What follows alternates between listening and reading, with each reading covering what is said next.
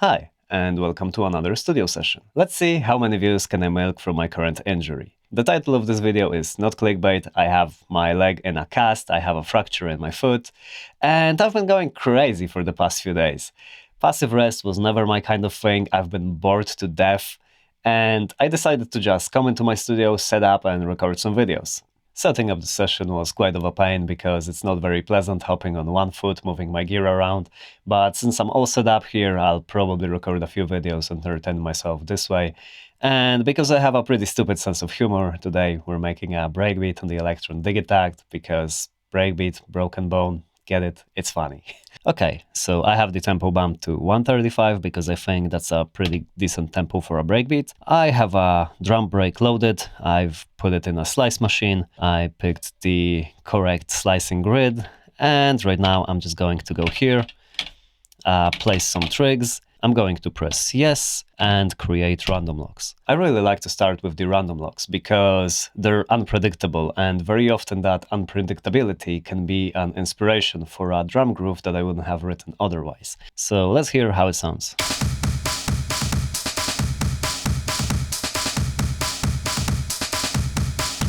It's pretty good, to be honest.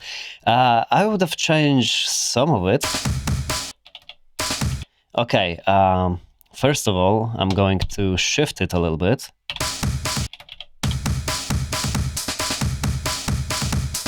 Okay, let's change the slides.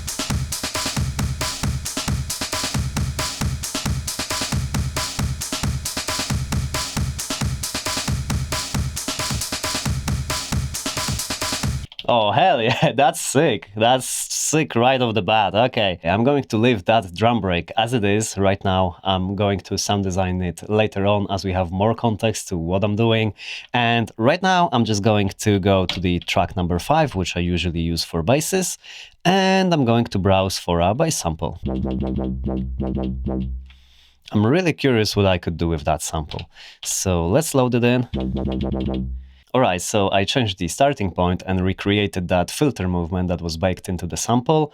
And I did that so I have more control over the timing of it and locking it into the groove a little bit more. So right now I'm just going to play around and see if I find an inspiring bass line.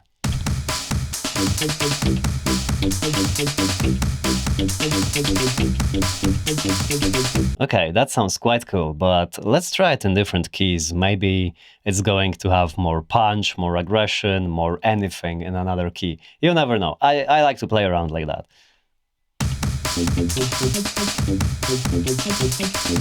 Okay, when we're going up, the sample gets shorter, so how about we go down? How about we try it in Phrygian?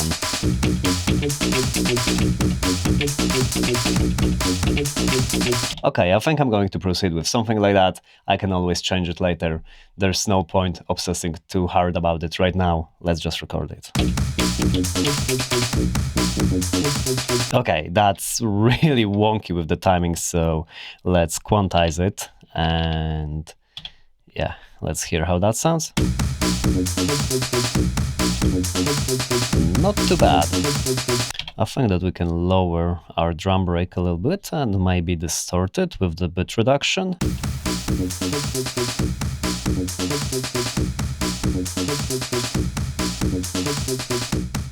Okay. It sounds quite nice when it's closed off and tightened up like this, right? Alright, something like that. Now we can start adding some melodic elements and see where it takes us. Oh.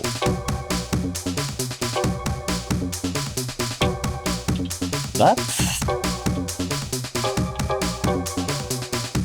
okay, that's interesting.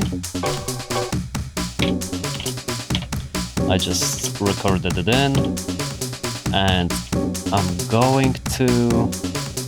or actually, I was going to make it a trick condition, but I'm actually going to make the pattern length twice as long, so I have some more flexibility with variations and conditional triggers later on. So yeah, okay, it's going to be here, it's not going to be here. Let's hear how the la la la. Words are difficult.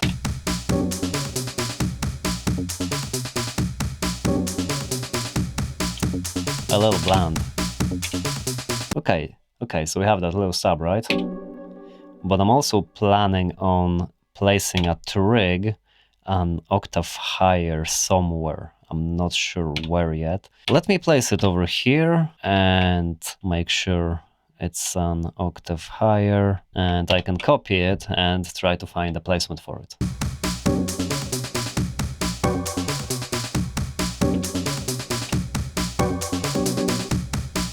Okay, and on those two triggers, I'm going to get rid of the reverb.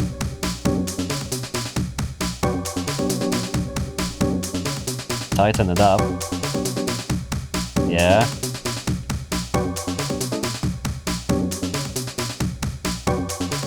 It's quite subtle, right? But we can add more elements that will accentuate it a little bit more, and then we can build more stuff off of it. So right now, I think I'm going to leave this one as it is, and I'm going to track number 7 and look for another melodic sample.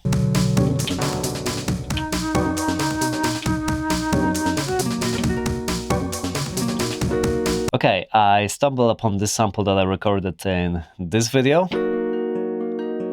and I'm really curious if I can fit it in somehow into this. This sample is in E minor, so to go to B minor or B Phrygian, I would need to go -5 semitones. Now it should be in key with our composition.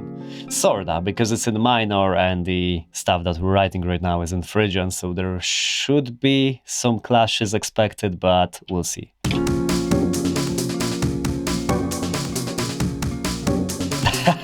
Sounds absolutely atrocious. Okay, how about I will slice it? Okay, since we changed to the slice machine, we have to repitch the sample again. I'm going to go +7 instead of -5 because it's the same note but an octave higher.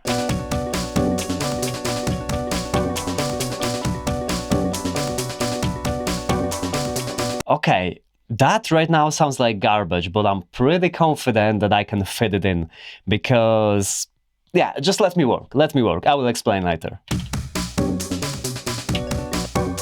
Wrong slice, right off the bat. And now filter it out a little bit.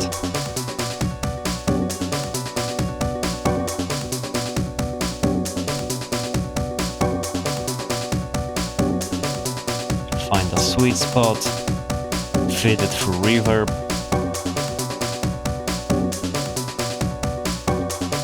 Okay, so this sounds a little bit weird, right? So I'm willing to mute our little chords and try to focus on this part solely, because it has a nice driving feel to it. And I think that if I can nail this one, then the rest of the track will just fall into place.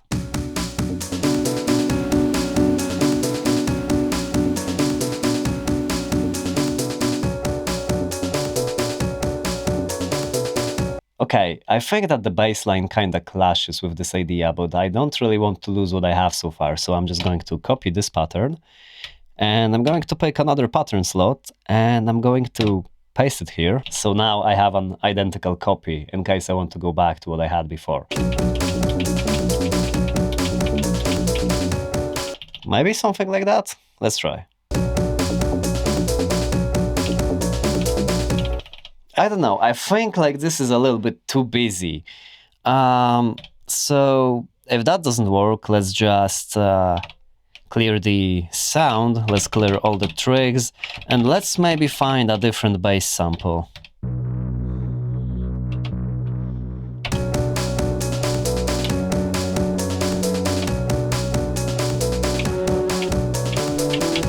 Oh, hell yeah!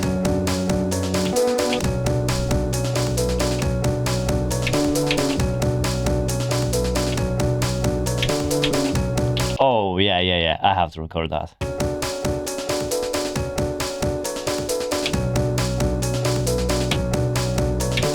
I'm really liking this idea. I started as something completely else, and now we're onto something really cool. So right now I'm just going to go into my sample packs without any expectations, try a bunch of things and see what sticks. So I'm going to do that on the track number 8 actually, because it still has this chord that we're not using right now.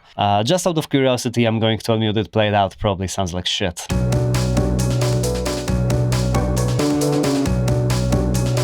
Not really. A little bit weird and muddy, but nothing we can't fix. Also, before I jump into my sample packs and try to look for something else, let me just hear how it will sound if I distort the drums a little bit more throughout the bit reduction. Oh, just a little bit more dirt.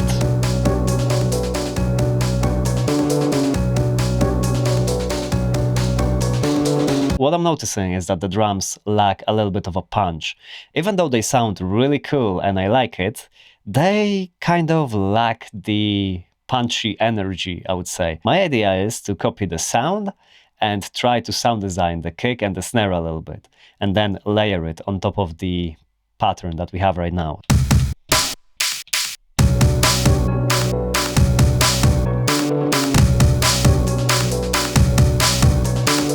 Okay, so this has some like weird phasing issues, it doesn't really sound that great.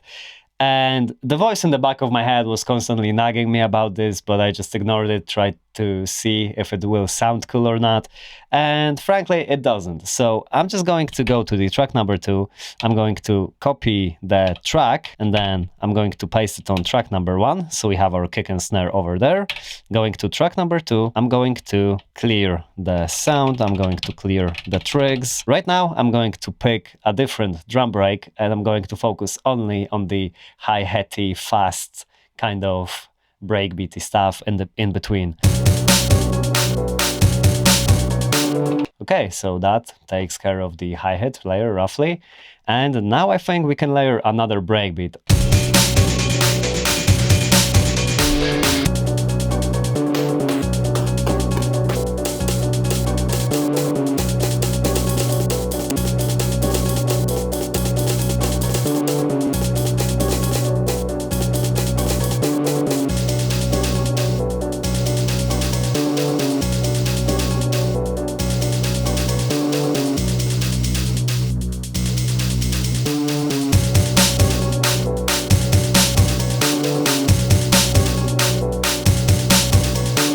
Alright, so the layering of the third breakbeat didn't go as well as I would hope for, but I still have an idea on how I would like to proceed with that.